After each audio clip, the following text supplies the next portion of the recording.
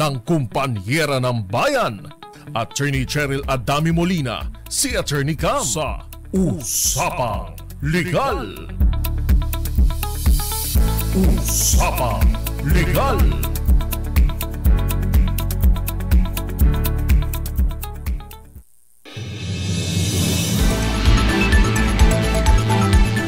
Magandang gabi po, Luzon, Visayas, Mindanao. Welcome po sa aming programa dito po sa DZRH, Usapang Legal. Ako po si Attorney Cam. At ang makakasama niya ngayong gabi, ako po si Thea Petro Corpuz. At syempre, pag-uusapan po natin, totoo daw po ba ang kasabihang ang mga lawmakers ay lawbreakers? At ang mga law enforcers ay lawbreakers din. Nakala ko, ang pulis ay matulis. Tapos meron pa di ba? Yung mga, seaman ay... Seaman loloko? Bakit pa nauso yung mga ganitong mga kasabihan? Hindi ko alam. Diba? Baka base sa kanilang mga karanasan. Ayan, Attorney Cam, aabuti pa ba tayo ng mamaya? Oo nga aabuti pa ba tayo ng sweldo day? Alam, hindi ko sure Medyo medyo parang kailangan ko nang pag-inom ng mga antibiotic. Hindi, akala ko kailangan na kitang pagpaga ng mga dahon ng malunggay. Baka. Diba? Pwede. Baka may nakabali sa'yo, kailangan ka naming laway-lawayan. Naniniwala ka doon? Hindi. Ay, hindi ka naniniwala? Hindi. Ako naniniwala ako doon. Sa usog? Oo. Talaga? Yung si Miss, kilala ko, si Miss Hobita. Okay. Talagang kilala ko rin yun. Oo. Nakakausog alam mo ba, siya. ang usog, makwento lang po namin para sa mga nakakaalam. Wala kinalaman sa pulis. Wala rin sa mga law enforcer. Kasi ang may usog, nakakatawa lang kasi hindi niya mausog yung mga kaaway niya. So kapag upset siya sa'yo, hindi niya mabalis. Mausog, oo. Ang kadalasan na usog niya mga kaibigan niya, kamag-anak niya, para madali niyang lawayan. Yung pala yun. Oo. Sabi yan? Totoo yan. Totoo ba? Totoo yan. Hindi kasi ako, di ba si Elise, hindi ko pinalawayan yan ever. Ever since. Hindi ko siya kasi mas takot ako dun sa virus or sa mga mikrobyo yung makukuha mula dun sa laway na kung sino gusto lumawi sa kanya. Kaya hindi ko rin siya nilagyan ng nung red dito sa noo. Ano ba yung yun? lipstick para daw hindi mauusog. At saka hindi rin ako naglagay niyan. Yung ano ba yan? Yung Chorus ng lipstick nga. Red, hindi lang super Cruz. red lipstick. Yung yung lalagyan mo ng sinulid kapag sinisinok. Ay, hindi mo ba ginagawa yan? Hindi rin siya nag-bracelet nung red black. Ayan. Wala din. Ayan, medyo share ko lang po yung ating usapan ngayon dahil masaya. Ay. Dahil isihan lang natin ngayon. Sige. Total naman po kami po ay parang nagbabadya ng mag-leave. Leave the group na po. Malapit na mag-leave the group. Oo, kasi parang hindi na kinakain ng lalamunan. Diba? Kaya naman hayaan nyo lang po muna akong mag-share ng ating DZRH Facebook Live. I-share nyo na rin po. Hanapin nyo po DZRH News. Tapos i-share nyo po ang ating live. Ayan. Tapos add to cart. Add to cart? In-add to cart tayo. Pero balikan natin usapan na bakit bang ang mga minsan yung mga sinasabi nila na lawmakers, lawbreakers. Oo, unang-una naalala mo yung nag-viral na isang congressman na dumaan sa may bus lane. Oo. Hindi not once. Not twice, but a couple of times. Ayan. At saka hindi lang isa. Maraming mga politiko na sumubok, lumusot, at na pahinto na para. Naalala ko si Chavit, no? Chavit, Tulfo, marami pa Pacquiao, PNP chief. Yan, sabi niya mga pamoso. Pamoso. Meron pa siguro, hindi lang natin sure. Hindi na natin sure yung iba. Yan lang yung mga natatandaan ko. Kasi yun yung mga recent na mga nahuli. Na nag-viral. Pero bakit nga ba sila una pang nagbe-break yung mga batas na sinasagawa nila? Sila ang parang sinasabi nung iba ay pasaway. Oo. Imbis na sila yung gabay, sila yung pasaway. At saka sila yung modelo. Sila yung ehemplo. Kasi sometimes ang sinasabi nila nagmamadali. Lahat naman tayo nagmamadali. Oo naman.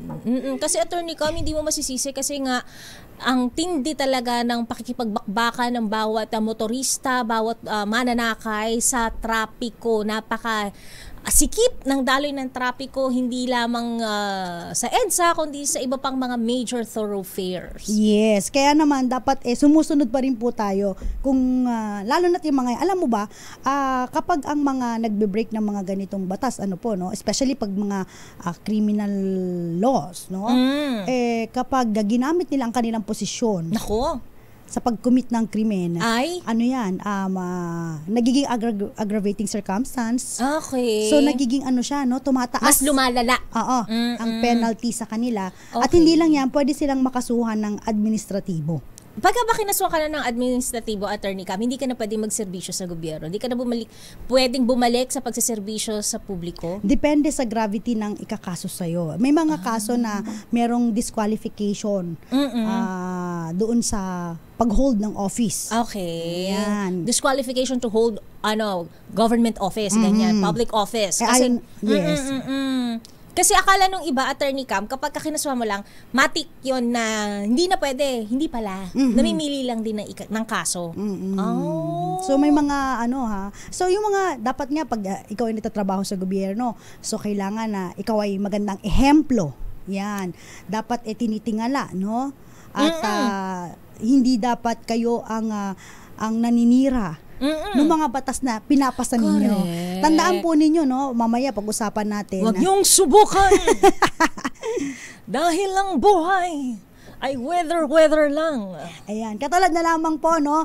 Play natin itong isang viral video na kung saan isang law enforcer naman po, ay, no? Naku. Ito madalas tong ginagawa buti na lang may dashcam.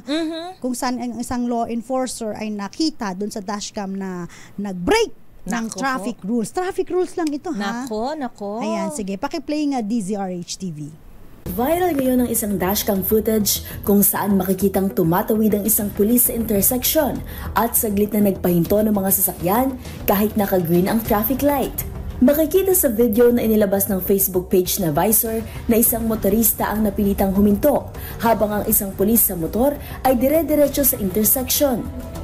Makikita rin na walang traffic enforcer na nagmamando ng daloy ng mga sasakyan. Ang video ay isinamite ni Jeremy Renzel Rivera na siyang sapilitang huminto kasama ang isa pang sasakyan dahil sa biglang pagtawid ng pulis. Sa kanyang post, galit na ititanong ni Rivera, ano bang meron sa mga pulis na nakamotor? Bakit masyadong entitled? Nangyari ang insidente tanghali ng March 4. Ilang metro lang ang layo mula sa Camp Crame, ang national headquarters ng Philippine National Police. Agad namang umani ng sari-saring reaksyon ng video na kasalukuyang may 230,000 views, 2,000 likes and reactions at halos 400 comments. Marami tuloy ang mga netizen na uminit ang ulo sa ginawa ng pulis. Ang isang ito, kinestyon pa kung kailan ba nagmadali ang ganito ang mga pulis pagdating sa pagtugis ng mga kriminal. Mukhang lagi raw kasi itong ginagamit sa pag-escort. Marami rin ang nagalit sa tila pagiging entitled na mga pulis sa pagdaan sa kalsada. Paliwanag ng mga eksperto, ang mga box junction ay inilalagay sa mga intersection upang maiwasan ang trapiko at gridlock. Ayon sa batas, bawal huminto sa yellow box intersection maliban kung may sasakyan ang nasa loob at hindi makagalaw o papadiko pero hinarangan ng paparating na sasakyan. At ayon sa Land Transportation Office o LTO, obligasyon ng lahat ng lisensyadong driver ang sumunod sa traffic lights at mga batas pangkalye. Para sa DZRH TV, ito si Mili Borja, una sa Pilipinas, una sa Pilipino. Ayun, ayan ang sinasabi natin, yung mga ating mga law enforcers ay mga lawbreakers din. Ayan. Alam mo, maintindihan ko kapag kung halimbawa nagkaroon ng hot pursuit. Ayan. Diba? Akala ko nga, inaantay ko, meron ba siya mga kabuntot? Akala ko hagad siya or akala ko may emergency ba siyang ginaguide? Isa pa yung hagad na yan eh. Nakaka-haggard. Nakaka-haggard din sila. Alam mo yung ihahagad mo madaling araw, wala nang dumadaan, maghahagad. Ano ba yun? Tsaka nagwawangwang, Attorney Cam. Diba? Very irresponsible usage, paggamit, very irresponsible use of wangwang, mga Alam mo, siren. Okay lang naman ang wangwang kasi ginagamit yan for emergency purposes. Yan, pag may mga ambulansya, merong mga, of course, yung mga law enforcers na kailangan din ang kanilang mga tungkulin. Tama. So kung halimbawa po, no, parang sa mga pelikula, pag may hot pursuit, di ba? Yan. Makikita mo talaga, talagang hahabulin talaga no? Pero dito kahit walang hot pursuit. Kaya bigla na lang katulad dun sa viral. Susulpot. Parang yun nga, parang nagkakaroon ng entitlement. So, bakit ganun? Nga, bakit? Saan nagsimula to? In fact nga meron dati, yung badge. Alam mo yung badge? Oo. Di ba? Parang Tsapa. Pag pinakita ko tong tsapa ko. Sasakay libre to. Parang gano'n. Kaya nga nagkaroon yan ng signage sa mga bus, di ba? Badge not allowed. Parang ganyan. Kasi parang pag nakita mo yung libre. Libre to. Ganyan. Nakakaloka, no? Alam mo, hindi natin nilalahat. Hindi naman. Kasi merong mga matitinong kapulisan din. Marami naman. Talagang mas nakikita mo lang talaga minsan, mas madalas mo lang nakikita ang bulok, lalo na kapag magaganda ang nakapaligid. Sa bagay. So, yung mga ganito po na mga, halimbawa, hindi nga lang nakita yung plate number, no? Kasi pag may mga ganitong katiwalian na feeling nyo ay nagiging abusado na po, especially ang ating mga law enforcers. Gusto ko yung term na yan, abusado. Abusado yung mga ating mga kapulisan. So, meron tayong NAPOLCOM, National Police Sa kanila Commission. pwedeng i-report, attorney ka. Yung mga administrative charges. Okay. Sa mga na pwede mong isampa bilang sibilyan sa palagay mo ay naargabyado ng isang pulis? Feeling ko pang-argabyado din argabyado yun kasi pang-aabuso ng kanilang otoridad. Merong mga iba pa nga na kahit walang kinalaman sa kanilang trabaho. Halimbawa, merong sigalot sa lupa. Okay? At itong pulis na to ay maaaring kamag-anak. Ng himaso. Pumunta doon, naka-uniforme. Hindi naman nanakot, naka-uniforme, imposing yung kanyang authority. Aura, yung authority. So, pag mga ganun po, bawal po yun Inanininda. Kasi parang nagtetend ka ng parang influence. Tinananakot kayo. Sige, gigiriin mo tong kamag-anak ko. Ako makakaharap mo. Yung parang ganyan. So, dapat hindi. Dapat ang ating mga law enforcers ay mga law-abiding citizen din dapat sila. Sila yung may +1 na, di ba, na dahil ako ay isang law enforcer, dapat mas alam ko kung paano sundin ng tama at nararapat ang isang batas. Di ba? Kasi pagka ikaw ang naka-break niyan, mas mapupulaan ka. Kasi dapat ikaw ang mas nakakaalam Lalong-lalo na yung ating mga mambabatas. No? Again, wala po sa requirement ng ating batas na ang ating mga mambabatas ay dapat nakapagtapos ng abogasya o nakapag-aral ng batas. No? Usually. Pero, sila pong gumagawa ng batas. At dahil doon, minsan sila ay lumalabag sa batas. Kaya huwag niyo lalabagin. Kasi kayo yung gumawa niyan di ba? So, to begin with. Kaya nga napaka-practical ng mga batas, attorney kami, di ba? And ang batas ay para sa kalahatan, hindi lang ng iilan.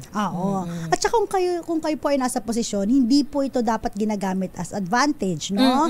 Dapat nga ito ay magturo sa inyo ng pagiging mababang loob. Hindi ka dapat nanlalamang ng kapwa. Bagkos, dapat lalo kang nalalapitan, di ba? Kasi para kung may mga katanungan, kaming mga ordinaryong mamamayan, kaya nyo rin kami sundin. At sagutin. At bilang isang public official, so dapat hindi mo yung nilalantad yung parang yung lifestyle mo. Na grabe. Di ba naalala mo merong isang kongresista na dati daw ay sumasakay lamang sa tricycle. Tapos talagang simulang simpleng buhay. Tapos sa nagka-posisyon, nagkaroon na siya ng mga mamahaling mga bags, luxury bags. Tapos mamahaling mga sasakyan, luxury vehicles. Anong tawag doon? Artista van ba 'yon? Artista van kapag yung van mo malaki tapos maraming may sariling toilet, 'di ba? Tapos may bed. At ang mamahaling mga alahas, mga relo. So dapat dapat lang tayo. Simple pa din. Para hindi naman mas masumbat sa iyo na corruptible official ka, 'di ba? Hindi maano sa iyo na ma-lifestyle check. Kasi paano mo na-afford ang mga ganitong bagay? Ito lang ang sweldo mo. Baka pagka nagkaroon ng debit credit, nagkaroon ng accounting, hindi mo mapaliwanag. Diba meron SALN. Statement of Asset, Liabilities, and Net Worth. 'di ba? Bakit wala tayong wala tayong SALN. Sabagay, wala tayong idedeklara. Asan yung liabilities? Marami. Pero walang net worths. Di pa kaya. Mabibilang pa po sa aming mga palad, sa aming mga kamay. So dapat sila. We're living within our means pa lang. Dapat ganoon din yung ating mga mga public officials. Dapat. Ano, ba to? Attorney Cam, kakayanin pa ba natin to? Kakayanin ko pa ba to? Oo, may raraos pa ba natin to? Oo, ayan. So, speaking of ating mga law enforcers, usual common violation is yung traffic. Traffic violations. Yan. Simpleng ano na lang po ito na nakikita natin. Yan, nabanggit na namin kanina, bukod pa dun sa biglaan na lang silang dadaan, is yung mga, again, yung hagad, no? Hindi natin kasi alam kung ito po ba ay official or... Correct. Or personal? Oo. Or nagiging ano na may sila, nag-message ba sa kanya, halika, mag-meet tayo ngayon kapag ka na-late ka. Ganun na lang yung kanyang pagmamadali. Kasi kapag ka na-late siya ng dating doon sa ka-meet up niya, magsisplit ba sila? Diba? Yung mga ano nga natin, yung mga nasa profession, like yung mga doktor. Yeah. 'Di ba, yung mga abogado na iba, 'di ba? Yung mga doktor po meron silang special plate, 'di ba? Okay, yes. So kapag mga ganyan, tsaka may mga badge din pero sila sa never plates. silang parang naging yung ano sa nagpapa-exempt lansangan. agad. Oo, na talagang kailangan exempted ako kasi isa ko yung doktor. Oo. Nagliligtas ng buhay. Abogado po ako, kailangan po exempted ako sa mga ganyan dahil yung kliyente ko pag nahuli ako baka makulong. Liberty, right of liberty niya mawawalan. Syempre importante buhay tsaka yung kalayaan. Oo, pero hindi mo pwedeng i-impose yun, Attorney Cam, kung ikaw ay nakakasagabal naman sa iba. 'Di ba? At kung ikaw ay nakakaapak na ng karapatan ng nakararami. Oo. Tignan mo, 'di ba nag-viral yung snail ba yun? Yung green snail? Oo, 'di ba? Kasi nakabalam siya ng daloy ng trapiko Yes. Ito balam din to ng daloy ng trapiko. Oo, kasi naka-go. Tsaka delikado siya, Attorney Cam, kasi naka-green light, tapos biglang yes. Green light yun, di ba? Tama? Yes. Oo, green light siya. Tapos biglang sumulpot may siya. Sumulpot. So, napilitan kayong huminto kahit na alam yung green. Paano kung meron sa likod kaya, ninyo, usually diba? ginagawa ng mga iba yan, yung kahit naka-green, papastapin talaga nila. Tsaka yung in-override nila medyo yung mga nakakapikon lang yung talagang gigilid ka nila. Hahawiin ka nila. Tapos kapag hindi ka masyadong sumunod, talagang i-stapan ka nila, tapos kala mo parang may makasalanan po ba ako? Parang kulang nila, posasan niyo ako para hindi na makapag umanda rin sa sakyan ko, di ba? Oo, di ba? So yung ating mga kapulisan naman, sana maging maayos din naman, no? I don't know kung yung mga hagad, again, hindi po namin kinikriticize yung may mga hagad. Dapat gamitin lamang po ito sa tama. Correct. Tingnan niyo po nabanggit ko kanina, hagad pero madaling araw, hinahawi pa. Anong hinahawi mo? Hinahawi mo pa yung mga sa gilid. Sobrang pagmamadali na, wala nang traffic ng madaling araw, especially sa EDSA. Wala na masyado sasakyan kapag madaling araw. Tapos biglang magwawangwang pa, Oo, nagda-noise pollution pa. Diba? Very unnecessary. Hindi na kinakailangan. Correct. So, dapat ilugar. Oo. Tapos siguro magkaroon ng orientation yung ating mga law enforcement. Orientation and reorientation. Kasi yung iba, na-discuss na sa kanila yan Kaso, through the years, nakakalimot. Diba? So, kailangan ng mandatory continuing education. Yan. MCLE. Hindi naman legal. Learning and education. Learning and education. Papalitan ko yung L. Hindi siya legal education, pero learning and education. Kasi karamihan, lalo kapag for example, another example po is yung sa may mga drugs. No. 'Di ba? Sa mga drugs, alam mo ba na maraming nadidismiss na kaso? Because kapag nagkaroon ng mga mishandling operation. of the case. Kasi meron pong mga inilagay sa kanilang procedure kung paano magkaroon ng entrapment operation, saan pupunta yung mga kapag nakakuha na ng especially kapag nakakuha ng mga epektus, no? Ebidensya. So kanino na dadaloy. Kanino ipapasa to. So yung chain of command, minsan nabibreak nila. At dahil doon sa technicalities na yon, nadidismiss yung kaso. So, yun ang nagiging problema na dapat i-aware ang ating mga kapulisan kapag sila ay magkakaroon ng mga entrapment operation, kukuha ng mga warrant of arrest, ganyan. Diba? Kasi nga technical nga. Pero yung iba daw, Attorney Cam, sinasadya nila na magkaroon ng pagkakamali in favor of. Para yun ang sisilip, yun yung magiging butas para makaalpas yung may kasalanan. Diba, isa sa mga pinaka-issue ngayon yung warrant of arrest, diba? Kailangan ba laging nasa kapulisan yun pag manguhuli ka? Diba? Kasi kung halimbawa nakalagay sa batas natin, kapag merong caught in the act, kahit walang warrant of personal knowledge, pwede na yun, Attorney. Warrantless arrest pwede yun. Diba? Ngayon, kung pag may warrant of arrest, no, minsan, halimbawa, mga pugante or what, ayan, pwedeng hulihin yan. Lalo kapag may personal knowledge ka. Pero kung halimbawa naman, huhulihin mo at a certain time, May oras. Di ba? Kasi inaabangan mo. Ngayon ang dating. Oo. Dito sa lugar na ito. Sa mga oras na ito, dapat parating na siya, mga 5 minuto. O kaya naman meron ako info na darating ito, maglaland ng kanyang eroplano dito. So ano ba naman yung bitbitin mo yung warrant of arrest? Dapat lagi mo. Di ba? Kasi ipipresent mo siya. Di ba? Nagmamadali talaga tayo. Total planned naman siya. Di ba? Napag-usapan nyo naman kung ano yung gagawin ninyo. Ano ba naman yung ipakita mo yung warrant of arrest? Parang yung notice to the public. Yes. Yun yung mga minsan na kamalian ng mga kapulisan na minsan gray areas. Tama naman na sometimes kung halimbawa off na nung police Okay. nakita niya itong isang pugante na teka, nasa may listahan namin ng wanted. May personal knowledge. Hinuli. Bawal ba yun? Sabi niya, wala kang warrant of arrest. Ay, teka, hindi. Meron kaming warrant of arrest. May active warrant ka. Meron, nasa police, halika, doon tayo. Doon tayo mag-usap, doon tayo magtuos nang mabasa mo pero kung ano yung kung warrant halimbawa, ito si Miss Thea Pecho Corpus, ay huhulihin ko ako yung police. Huhulihin ko, alam ko darating to sa ganitong oras ng time na yan. Tapos ganyan. Alas 7 ng gabi. At pagpaplanuhin ko ang paghuli sa kanya, bibit-bitin ko ang warrant of arrest. Bakit ko hindi bibit-bitin? Huwag mong bit-bitin, Attorney Cam, para makalusot ako. So kailangan ganon. So yung mga, depende kasi sa pag-appreciate ng mga facts yan. Yan. So, importante na yung ating mga kapulisan, dapat maging refresher. Kailangan aware. na refresher course din naman paminsan. Huwag nating minamadali ang lahat. Kung pinagplanuhan nyo naman pala. Pinagplanuhan lalo na kung mahaba diba? Naman yung oras. Correct. Diba? May ample time Di kaya, yan? Bigat? Bigat ba yan? Aray ko. Anyway. Na-high-blood yung si Attorney Cam, mamaya puputok na naman yung kanyang ngalangala. Ngalangala Magbabalik po tayo lang po muna mga paalala. Pag-usapan pa rin po natin, yung mga lawmaker, bakit ba sila tinawag ng mga lawmakers? At bakit din sila tinawag na lawmakers or lawbreakers? Sa pagbabalik po ng DZRH sa Paglegal. Kasama pa rin po ako po si Attorney Cam. Ako po, Thea Pecho Corpus. Dito po sa DZRH. Una sa Pilipinas, una sa Pilipino.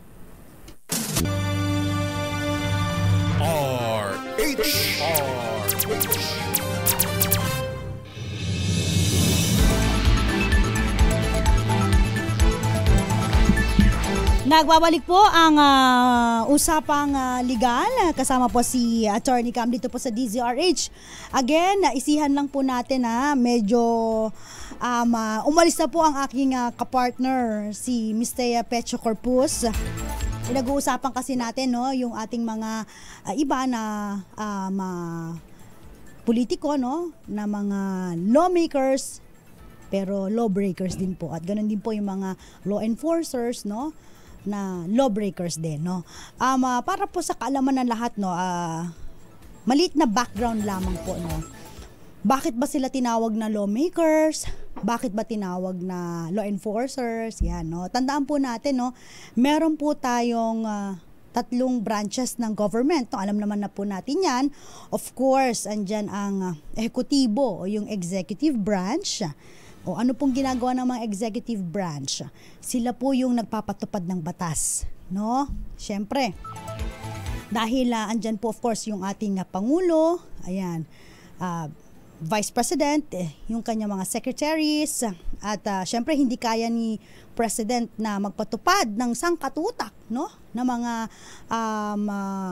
batas, So kailangan, nagkakaroon siya, dinidelegate niya ito, yung mga karapatan, yung pagpapatupad, of course, through his or her secretaries, So ganun po, At hindi lang yan, meron po tayong mga government agencies, like for example, para sa mga batas trapiko, andyan po ang Department of Transportation, pangungolekta ng buwis, andyan naman of course Bureau of Internal Revenue, sa pagpapatupad po nung mga lupa, andyan po ang Land Registration Authority, LRA, at marami pang iba.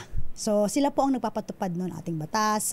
At syempre pag sinabi naman po natin ng mga legislative, sila naman po ang gumagawa ng batas. Ito po yung sinasabi natin ng mga lawmakers, So ang wisdom po, ng ating mga lawmakers sa pagpapatupad ng batas ay depende, naaangkop po sa pangangailangan ng ating sambayanan. So andyan po of course, meron po tayong tinatawag na upper house and the lower house. Ang lower house po, meron tayong House of Representatives, At ang upper house naman po, meron tayong mga senators. Pag sinabi natin House of Representatives, no, ito po yung mga inelect po sa inyong mga syudad, sa inyong munisipyo. Tinatawag natin mga congressman, no, sa inyong mga distrito, of course. Pero pag sinabi ng mga senador, ito naman ay pangmalawakan, no, pang-nasyonal, no. Bakit ganoon? Pag sinabi natin kasing congressman, tinitignan nila, no, yung mga kapakanan, of course, doon sa kanilang lugar at sa kanilang nasasakupan. Ang scope naman ng tinitignan ng mga senado, no, sa pagpapatupad ng batas ay yung pangkalahatan, no. So doon makikita kung bakit merong ini-elect na, of course, sa mga lower house and upper house. Pero sila po ang tinatawag natin na Congress, okay? And then, of course, meron silang mga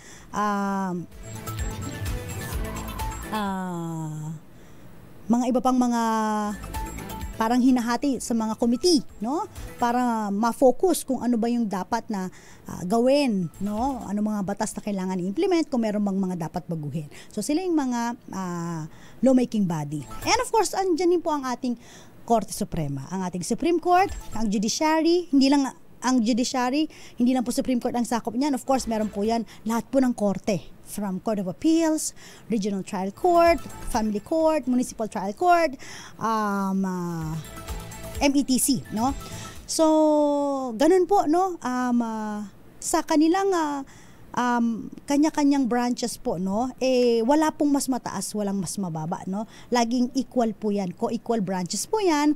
Yan po ang nagsisilbing check and balance, no? Kung halimbawa po, no, merong pinatupad na batas, no, ang mga kongresista at ang mga senador, yung Congress, no, at ito ay hindi nagustuhan ng presidente, so pwede siya, may kapangyarihan siya to veto, no. Ibig sabihin, para hindi mapatupad itong batas na ito, no. At halimbawa naman kung siya ay okay, no, pwede niyang mag-sign, o kaya kung hindi niya mag-act upon yung ating presidente, within certain number of days, magiging batas po ito. Ngayon, kung ang batas na ito ay sa paningin ng mga iba ay unconstitutional, no, labag sa ating saligang batas, no, pinaka-highest po na batas natin, of course, ang Constitution, pag meron po dong hindi magkatugma o kaya talagang nilalabag ang ating konstitusyon, pwede itong questionin, no, sa Korte Suprema para matignan kung itong batas na ito ay constitutional ba or unconstitutional. So dito pumapasok yung check and balance, no, ng bawat partido. Kitang-kita nyo naman yung no, yung mga oral arguments, no, yung last na PhilHealth arguments, no, makikita doon kung papaano din nagkakaroon ng talastasan pagdating o paghihimay po ng mga probisyon ng batas, ini-interpret po ng ating Korte Suprema. Ang ano ba sinasabi, no? Ano ba ang spirit of the law dun sa batas na 'yon? So yun po 'yan. Bago natin na ituloy ang ating usapan, tanggap muna tayo ng report mula kay RH27. Noche Kakas, mahigit 2 milyon na droga nasabat po sa National Capital Region. 50 individual ang arestado. RH27, Noche Kakas. Ibalita mo nga to, Noche. Attorney Cam, umabot sa 2,194,036 pesos ang halaga ng illegal na droga ang nasamsam sa National Capital Region. Nasa 50 individual naman na may kinalaman sa illegal na droga ang inaresto ng Drug Enforcement Unit ng bawat police district. Ayon sa report ng NCRPO, nasa 322.52 grams ng shabu, habang 7.5 grams naman ng marijuana. At 38 operasyon ang naitala sa 24 oras na anti-illegal drugs operation sa NCR. Samantala, nasa 56 na wanted persons naman ang napilyuhan sa pinaigting na manhunt operation dahil ayon sa mandato ng PNP sa Bagong Pilipinas, ang gusto ng pulis, ligtas ka. Arit sa 27, Noche Kakas, DCR8, una sa Pilipinas, una sa Pilipino. Maraming salamat, Noche Kakas. Pagbati muna sa mga nakatutok sa atin ngayon sa ating programa. Magandang gabi po of course kina David Michael Lopez, Jem Cueto. Ganun din po kay Jerry Sumagaysay, Antonio Tabet, ayan, Mirna Villanueva de la Cruz, si Ivy Gutierrez, Derek Rana, Ronald Bascos Rabino at Mirna. Ayan, nanonood po sa may Quezon City. Shoutout din po sa mga, of course, kay Papa Will, kay Nanay Jovita, kay Nanay Connie. Ganun din po kina Irene Almodovar. Ayan, sina Angelo Carpio, Amon Biton, Edwin Narisma, Boboy Puertos, August Sarmiento, okay? Michael Manalo, Adan Sevilla, and Violeta Sembrano. Ilan po muna mga paalala, dyan lamang po kayo, babalik po ang usapang legal, DZRH po.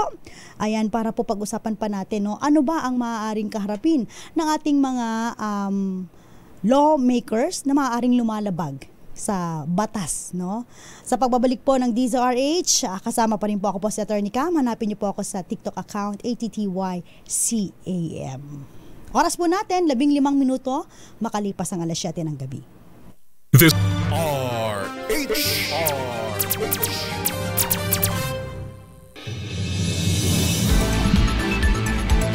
Uy, shoutout daw po kina Engineer Michael Miguel. Ayan, bagay daw yung hairstyle. Thank you so much. Kay Aunt May, sabi niya present po Attorney Cam, Jovel Ortega, nanonood po sa may Caloocan, and si Chiquito. At syempre sa lahat po ng mga nanonood din po sa ating sa cable channel, sa may Sky Cable Channel 129, Signal Channel 18, Destiny Cable Channel 129, Cable Link Channel 3, Bicol Cat TV System, TVZ Cable Network, JP Cable TV, Madera Cable TV. Pinag-uusapan po natin ngayon, no, yung kakabukas lang po ng telebisyon, ng radyo, ng Facebook, social media, kung saan kami po yung napapanood via Facebook Live o kaya naman YouTube. May kinalaman po, no, sa ating mga lawmakers na lawbreakers, ganun din po sa ating mga law enforcers na lawbreakers. Kanina na usapan po yung mga law enforcer, especially yung ating mga kapulisan, maaaring lumabag sa mga batas, no, sa ating bansa.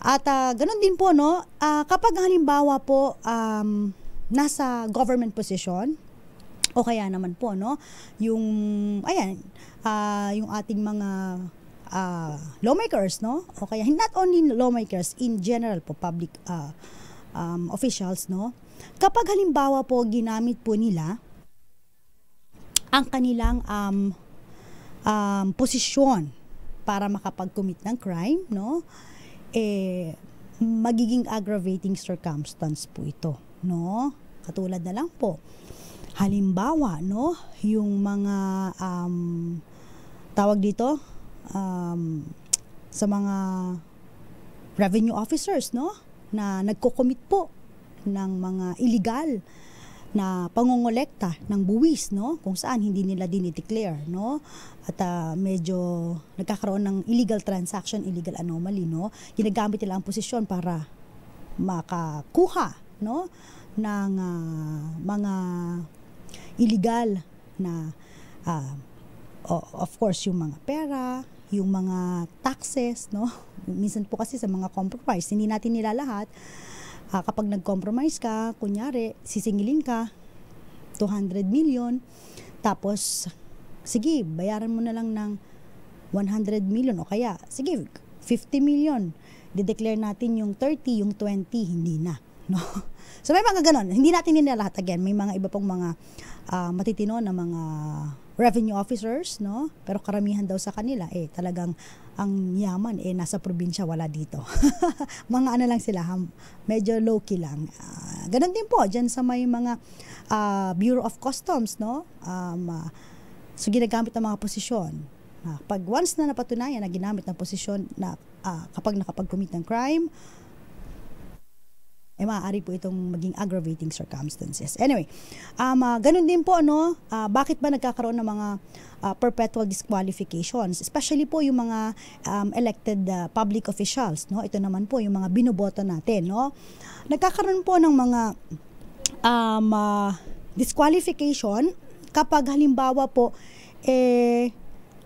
yung mga tatakbong opisyal ay na-sentence po ng final judgment for a crime of involving moral turpitude, no? Ano ba yung mga moral turpitude na yan? Yung murder, pagpatay, no? Dapat talaga hindi nilalagay sa office yon, yung pang nag-rape, no? Theft, defrauding, ayan, no? So may mga ganun po.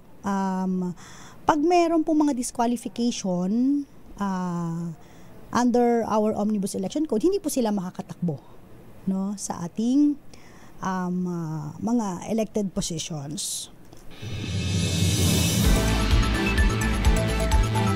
Sa ganun po, no, sana po yung ating mga nakikinig ngayon na mga public officials, nasa public governments, no, as much as possible, kailangan po, sundin pa rin po natin ang batas na maging ehemplo, maging modelo po tayo para naman po tularan tayo ng ating mga kababayan. Huwag po nating ipapakita na because we are in authority, kailangan lagi tayong may exemption sa batas, no? Especially kapag gabi, no? Parang ano yun, pag gabi, tulog ba ang batas? Hindi naman po, no? So, kailangan po, sundin pa rin. Kung meron man po silang nilabag, again, kung ano pong nakalagay na penalty, yun din po ang applicable sa kanila. It's just that, pag meron po kasi mga penalty na merong minimum, medium, maximum, no?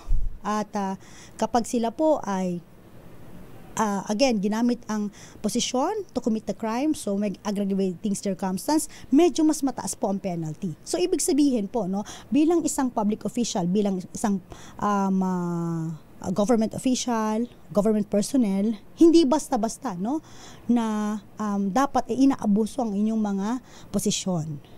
Dahil sa mga, especially pag mga criminal, no, ito pong posisyon na ginagamit ninyo ay magsisilbing dahilan para tumaas ang penalty na ipapataw sa inyo. Okay?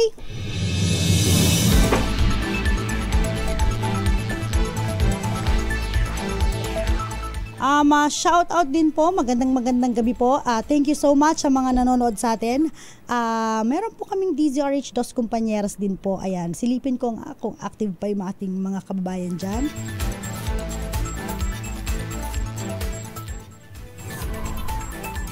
Parang kailangan ko na talaga magpahinga. Nako, magandang gabi kay Cap Tiago. Sabi niya, hindi lang naman po pulis ang nagbabadge sa mga bus. Karamihan sa kanila, oo nga po, may mga traffic enforcers, lalong-lalo na yung blank. Okay. Again po, no, yung napag-usapan namin kanina, dahil nga yung badge not allowed, no, na pinopost minsan sa bus, no. Minsan yung mga ibang pulis, no, ginagamit yung badge para hindi sila makapagbayad ng pamasay. I understand, dati siguro baka kulang talaga, no? Ngayon na medyo tinaasan na ang kanilang mga sahod nung panahon ng previous administration, dapat wala nang ganyan, no? Dapat bayad na, no? Ganun din po, no? Sa mga traffic enforcers, kung ano naman po, kung sapilitan, i-insist, bawal po yan. Pero kung halimbawa, pumayag naman po yung mga bus companies, wala namang problema, no? Pero as much as possible, sana hindi po ito laging ginagawa. Kasi again, meron po tayong mga pasahero, no, na nakikita. At ang rampant po ang ating mga CCTV, yung mga technologies po natin ngayon, ang dali na lang mag-record. So, kitang-kita po, no, kapag may mga ganitong mga insidente. And syempre, iwasan po natin, no, sa mga enforcers, yung mga yung laging merong kotong, no? Dati nauso daw kotong caps, no? Ngayon, kotong enforcers na lang. Nabawasan na yung kotong kasi tumaas yung sahod nila. Malay nyo, no? Taasan din natin yung mga sahod po ng ating mga traffic enforcers. In fairness po sa kanila, talagang unang-una, napakainit, no? At nakasalalay din po ang buhay nila. Tandaan po ninyo, may mga ibang mga traffic enforcers po na pinapatay, no? Sa larangan ng kanilang in line of duty, no, kapag sila po ay mismong nandoon nag-enforce ng batas trapiko. Okay, maraming salamat sa mga tumutok sa atin. Medyo magpapahinga na si Attorney Cam. Every Mondays, Wednesdays, and Fridays po tayo magkakasama. TTH naman po makakasama nyo si Attorney Rina Seco. Maraming salamat po sa mga tumutok sa atin. Again po, para sa ating mga lawmakers, huwag po tayong maging lawbreakers. Sa ating mga law enforcers, huwag din po tayong maging lawbreakers. Dapat po tayo ay magsilbing magandang ehemplo, lalong-lalo na sa mga mamamayan na nagbamasid, nag-oobserba, at nakatingin sa ating mga ginagawa. Maraming salamat, nakasama niyo po. Ako po si Attorney Cam para sa DZRH, una sa Pilipinas, una sa Pilipino. Oras po natin 28 minuto makalipas ang 7:00 ng gabi.